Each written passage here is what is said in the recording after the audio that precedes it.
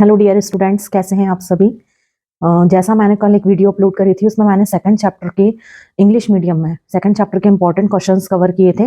First chapter का है plant reproduction. आज मैं जो कवर कर रही हूँ वो ह्यूमन रिप्रोडक्शन वाला चैप्टर कवर कर रही हूँ। यहाँ आप देख रहे होंगे मैंने 1 से लेकर के 6 तक के सारे क्वेश्चंस इंपॉर्टेंट लिखे हुए हैं जो इस चैप्टर से हर एक बोर्ड में एग्जाम में क्वेश्चन आते हैं। यदि आपने बहुत अच्छी तैयारी इस चैप्टर की नहीं करी है और अगर आप ये बताए हुए क्वेश्चंस जो मैं बता रही हूँ वहां से आप कर लेते हैं तो डेफिनेटली आपका ये वाला चैप्टर बहुत अच्छे से तैयार हो जाएगा।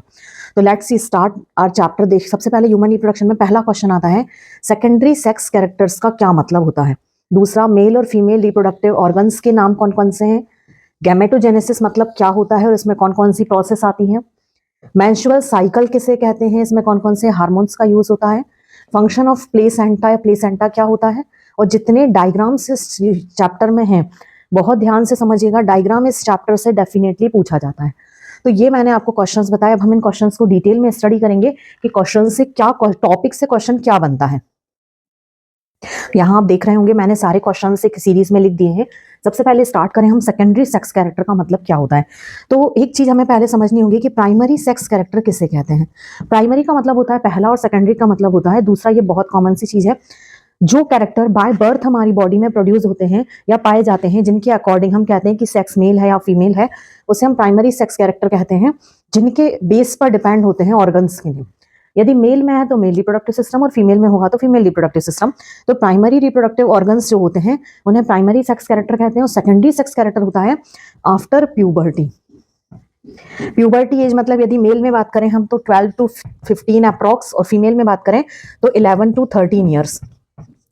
इनमें जो हार्मोन्स का डेवलपमेंट होता है, यहाँ से जो क्वेश्चन आ रहा है वो क्वेश्चन क्या है, मेल में, ये हम बात कर रहे हैं मेल की और ये बात कर रहे हैं फीमेल की। तो मेल में रिलीज होने वाला हार्मोन जो है वो टेस्टोस्टेरोन, फीमेल में रिलीज होने वाला हार्मोन ईस्ट्रोजन, प्रोजेस्टेरोन, एलएच और एफएसएच। ये बहुत इंपॉर्टेंट, जिसमें ये वाला क्वेश्चन तो बहुत इंपॉर्टेंट है हर एक एग्जाम में। अब मैं आपको बता दूं क्वेश्चन का लेवल, ये पीएससी के पेपर तक में, सिविल सर्विसेज के एग्जाम में भी पूछा गया है कि ये वाला हार्मोन कौन सी सेल प्रोड्यूस करती हैं। तो testosterone hormone Leydig cells produce करती हैं जो टेस्टिस में पाई जाती है। तो टेस्टोस्टेरोन हार्मोन प्रोड्यूस होता है मेल में और फीमेल में ये हार्मोन प्रोड्यूस होते हैं। तो हार्मोन के डेवलपमेंट के कारण जो कैरेक्टर्स प्रोड्यूस होते हैं उन कैरेक्टर्स को कहा जाता है सेकेंडरी सेक्स कैरेक्टर। अब ये सेकेंडरी सेक्स कैरेक्टर का क्वेश्चन हो गया कि इनमें से क्या क्या क्वेश्चन है। जैसे यदि हम बात करें मेल में तो दाढ़ी मूंछों का आना, बॉडी का स्ट्रांग होना, शोल्डर्स डेवलपमेंट होना, बॉडी की स्ट्रांगनेस बढ़ना, ये सारी। फीमेल में बात करें तो फीमेल में सेकेंडरी सेक्स कैरेक्टर होंगे मेंस्ट्रुअल साइकिल का स्टार्ट होना, बॉडी पर फैट डिपॉजिट होना, ब्रेस्ट का साइज बढ़ना, प्राइवेट पार्ट्स पर हेयर का प्रोड्यूस होना, ये सारी चीजें होंगी सेकेंडरी सेक्स कैरेक्टर होंगी मेल और फीमेल में। तो ये क्वेश्चन एमपी बोर्ड में लास्ट ईयर आया हुआ है कि सेकेंडरी सेक्स कैरेक्टर को एक्सप्लेन करिए मेल और फीमेल के अकॉर्डिंग। अब हमारा दूसरा क्वेश्चन आता है गैमेटोजेनेसिस, ऑर्गन के नेम। तो मेल के ऑर्गन के नेम और फीमेल के ऑर्गन के नेम आपको किसी भी बुक में बहुत अच्छे से मिल जाएंगे। मैं यहाँ पर पूरे ऑर्गन्स के नेम बता दे रही हूँ। मेल में यदि हम बात करें तो प्राइमरी ऑर्गन होता है टेस्टिस, नंबर में 2 होते हैं। टेस्टिस से आ जाएगा स्क्रोटम सैक, एपिडिडाइमस। आप अगर कॉपी पेन लेकर के नहीं बैठे तो प्लीज कॉपी पेन लेकर के बैठिए। Testis, epididymis, scrotum sac, vasa deferentia, उसके बाद में seminal vesicle, ejaculatory duct, urinary bladder, urethra, फिर उसके बाद में ग्लैंड आ जाएंगे काउपर्स और प्रोस्टेट, और लास्ट में आ जाएगा पेनिस। तो ये हो गए मेल के रिप्रोडक्टिव ऑर्गन्स के नाम। और यदि आप फीमेल की बात करोगे तो फीमेल में आ जाता है फेलोपियन ट्यूब जो 3 पार्ट में डिवाइड होती है, स्थैमस, एम्प्यूला और इनफंडिबुलम, जिसमें से स्थैमस और एम्प्यूला को फर्टिलाइजेशन जंक्शन के नाम से भी जाना जाता है। उसके बाद में यूटेरस। अब यूटेरस का क्वेश्चन आता है कि यूटेरस कैसे शेप का होता है और ओवरी किस शेप की होती है। तो ओवरी एक आलमंड शेप होती है और इन्वर्टेड पियर शेप जो होता है वो यूटेरस का स्ट्रक्चर होता है।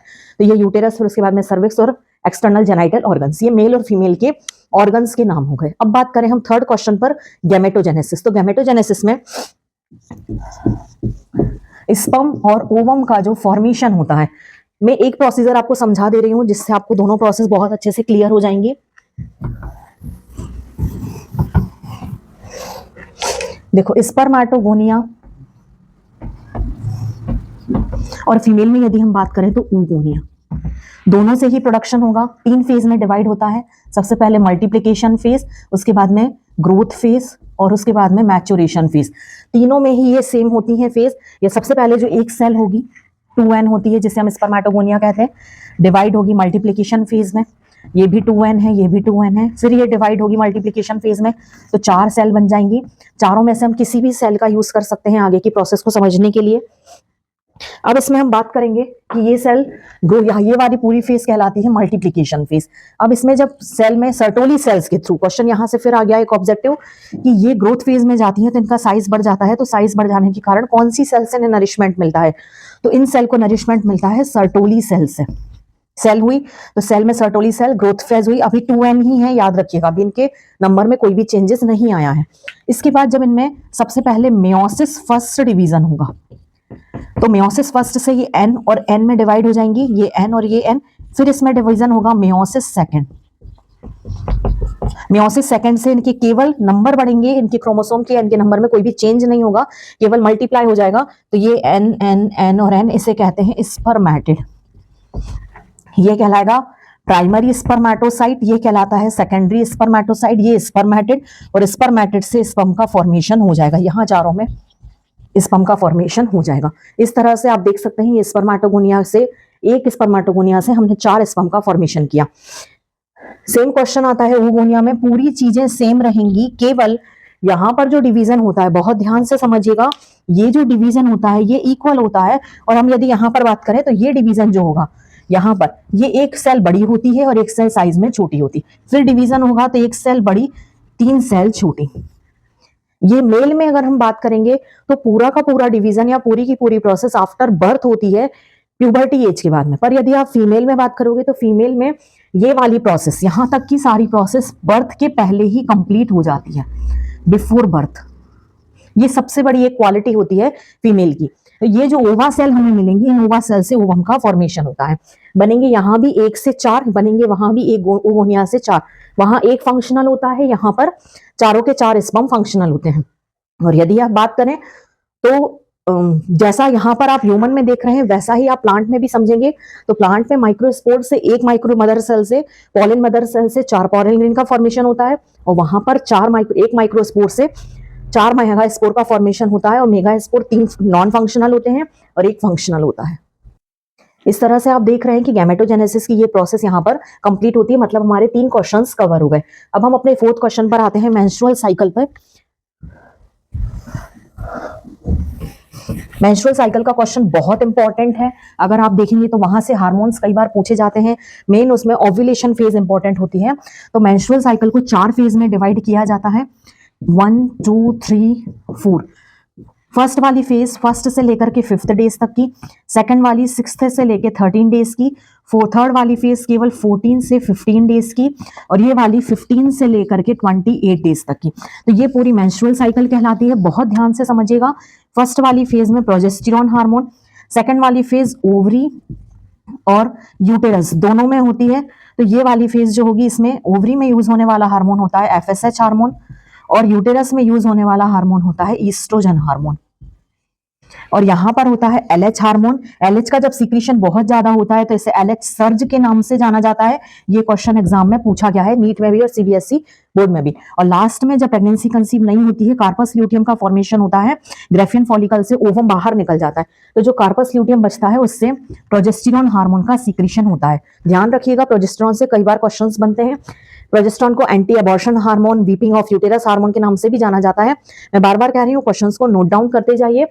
तो इस तरह से आपकी मेंस्ट्रुअल साइकिल से क्वेश्चंस आ जाते हैं कि कौन सी फेज में कौन सा हार्मोन रिलीज होता है, किस हार्मोन का क्या फंक्शन होता है। तो प्रोजेस्टेरॉन हार्मोन ब्लीडिंग के लिए रिस्पॉन्सिबल होता है। ओवरी में जो फॉलिकल सेल, ओवा सेल जो बर्थ के पहले बनी है, उन्हें मैच्योर करने के लिए हार्मोन जो यूज होता है फॉलिकल स्टिमुलेटिंग। और यूटेरस में एंडोमेट्रियम लेयर, एंडोमेट्रियम लेयर के फॉर्मेशन के लिए ईस्ट्रोजन हार्मोन। ओव्यूलेशन की जो प्रोसेस होती है, यहां से क्वेश्चन हमेशा बनता है, ओव्यूलेशन किसे कहते हैं, ओव्यूलेशन कौन सी फेज होती है, ओव्यूलेशन में क्या होता है। तो ग्रेफियन फॉलिकल की वॉल को ब्रेक करके ओवम का बाहर निकलना, ये कहलाता है ओव्यूलेशन, जो LH हार्मोन के कारण होता है। तो इस तरह से आपका ये मेंस्ट्रुअल साइकिल वाला 4th क्वेश्चन भी कंप्लीट होता है। अब इसके बाद आता है प्लेसेंटा के फंक्शन। तो प्लेसेंटा मतलब जो जिसमें 9 मंथ के लिए फीटस ग्रो करता है उसे प्लेसेंटा कहते हैं। तो प्लेसेंटा को गैसेस ऑफ एक्सचेंज के लिए भी यूज होता है, न्यूट्रिशन प्रोवाइड करने के लिए भी यूज होता है, उसके बाद में एक्सक्रीटरी मटेरियल के लिए, ब्लड के ट्रांसफ्यूजन के लिए, बहुत सारी जगह पे प्लेसेंटा का यूज किया जाता है। और एमपी बोर्ड के लिए बहुत ध्यान से समझ लें, ऐसे मैं रेड मार्क से कर रही हूँ, ये बहुत आईएमपी क्वेश्चन है, रेगुलरली एग्जाम में पूछा जाने वाला क्वेश्चन है, फंक्शन ऑफ प्लेसेंटा। इसके बाद डायग्राम की बात करें तो इस वाली चैप्टर से जो डायग्राम है, एक तो स्पर्म का डायग्राम, एक उसके बाद में टेस्टिस की टीएस सेक्शन का डायग्राम, इसके बाद में ओवम का डायग्राम और गैमेटोजेनेसिस की दोनों प्रोसेस का डायग्राम। तो ये 4 डायग्राम आपको बहुत अच्छे से तैयार करने हैं। इन 4 में से एक डायग्राम एमपी बोर्ड में डेफिनेटली आपको दिखने मिलेगा। इस तरह से ये वाला चैप्टर्स आपका कंप्लीट होता है। नेक्स्ट वीडियो में हम इसके जितने ऑब्जेक्टिव बन सकते हैं वो सारे कवर करेंगे। और कहीं भी किसी भी स्टूडेंट को डाउट होता है तो प्लीज कमेंट बॉक्स में मैसेज करें और इस वीडियो को बहुत ज्यादा शेयर करें, जिससे आपके फ्रेंड्स को भी इसका बेनिफिट मिल सके। और प्लीज चैनल को सब्सक्राइब करें और लाइक करें वीडियो। Thank you.